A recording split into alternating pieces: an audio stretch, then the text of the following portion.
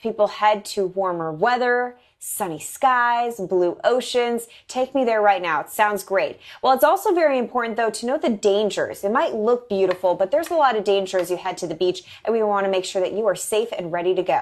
Wyatt Warneth, who is the spokesperson for the American Lifeguard Association, joins us right now. And Wyatt, thank you so much for waking up early this morning with us. I know that Florida is a popular spring break destination place with temperatures well into the 70s and low 80s this week.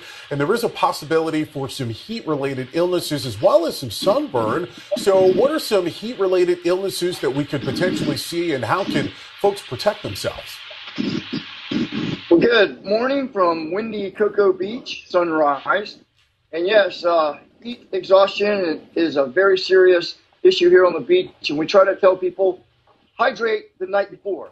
Drink a gallon of water if you're going to spend the whole day on the beach before you get there, because it has to absorb into your body. Drinking while you're on the beach continuously is also going to help you. And on top of just needing to prepare yourself for the heat and also the dehydration that you can get from the temperatures and also the salt water that you're in, talk about some of the dangers that we see lurking under the water. I think a lot of people look at the surface, they're like, oh, it's safe to go out, but you can quickly get yourself into a tricky situation, especially in Florida with rip currents. Absolutely. Rip currents the most common. Everyone recognizes that. They call it undertow, rip currents.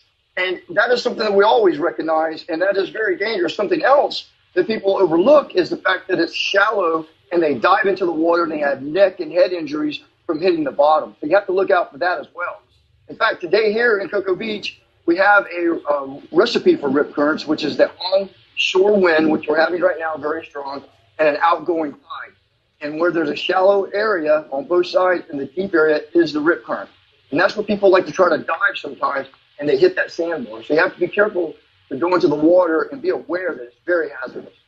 Now, Wyatt, I've been to a number of beaches in Florida, and I know each and every time there are flags that are up near the water. But from what I understand, the flags could mean different things depending on where they are. So can you just give us an overview of what the flag colors are and what they mean? Certainly, that's a great observation. The flag system's kind of like a red light system. The red means don't go. The yellow means use caution, slow down, and the green means that it's not as bad. Kind of a go day. We don't have that a lot because it's the ocean. It's always a caution. But like today, we would actually be flying some red flags with a high hazard warning. And there's one more to remember, and that's the blue flag.